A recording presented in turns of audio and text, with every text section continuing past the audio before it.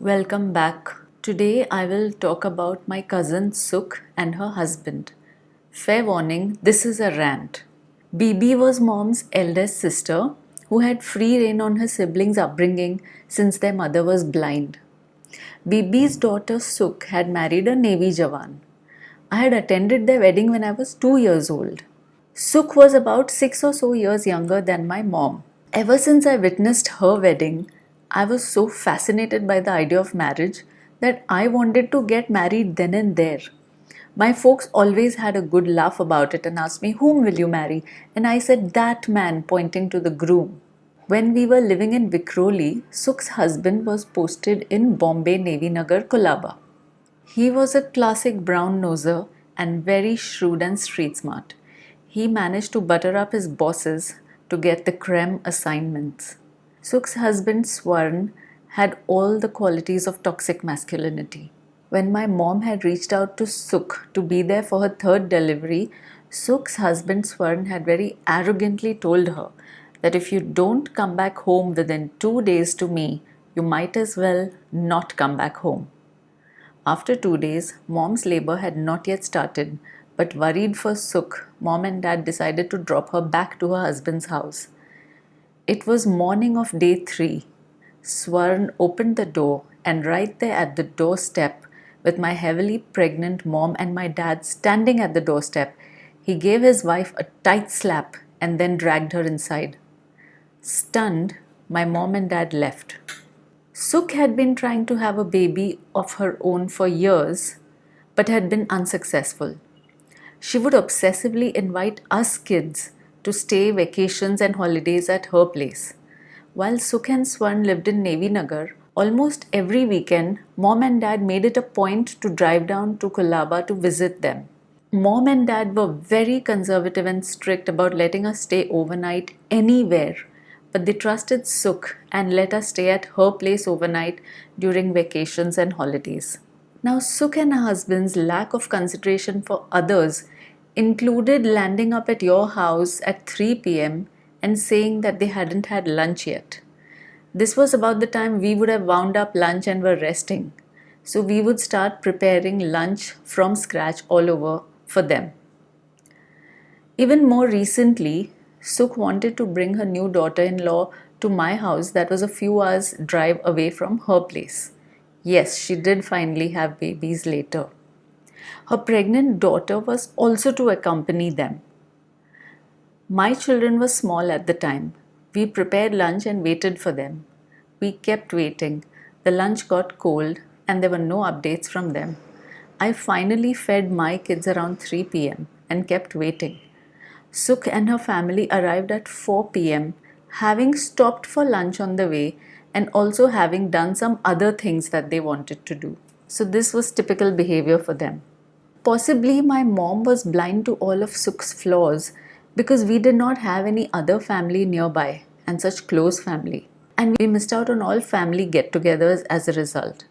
While mom and dad were super strict about not letting us spend the night away anywhere and guarding us like hawks, the only exception for overnight stays was visiting cousin Sukh during vacations and other holidays. I would always be very excited about these visits.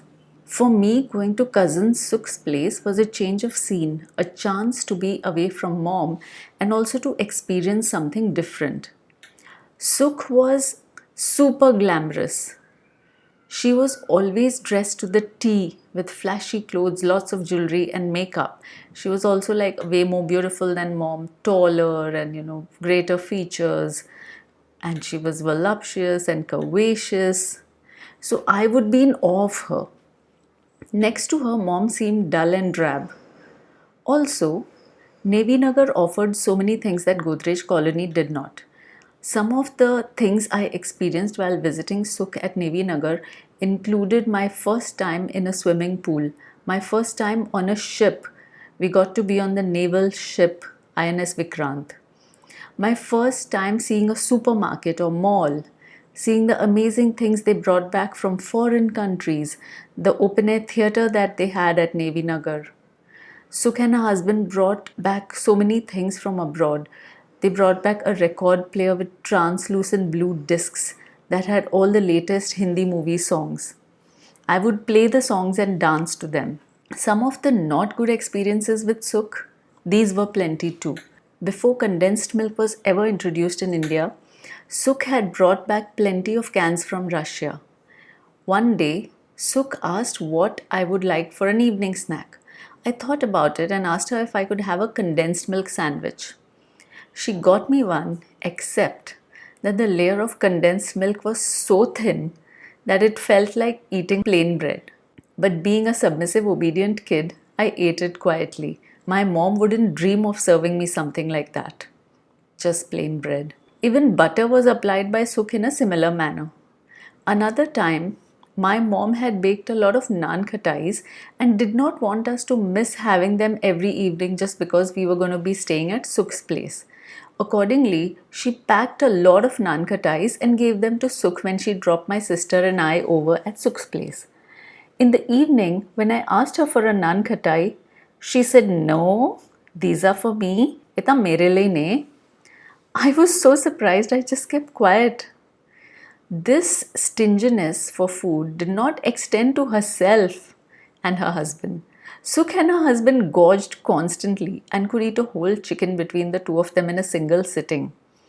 Their constantly expanding midriffs were plenty proof of their gluttonous lifestyle. Now, being a Jawan in the Navy meant moving constantly and also sharing the house with another family. While in between houses, once Sukh and her husband got permission to spend a day at the boss's house because the house they were to move to would not be available till the next day. The boss and his family were not at home then.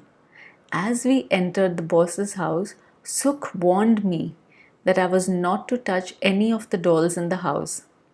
I looked longingly at the beautiful dolls. In the afternoon, when Sukh was napping, I slowly crept to touch a doll. Just before I could touch it, I felt hands grab my arm from behind and pull me away from the doll. Sukh scolded me for trying to touch the doll. At that time, I believed Sukh when she said that the boss had specifically instructed them to not touch the dolls. But now I realize how ridiculous that was. Had Sukh been pretending to be asleep and waited for me to reach for the doll? Sukh and Swarn were also wasteful. We were in the habit of switching off lights, fans, and the TV as soon as we left a room because it was wasteful not to. But Sukh and her husband had free accommodation, free electricity, water, very subsidized groceries, among other things. So they would leave lights switched on all over the house simply because they could. I could not believe this when I saw it.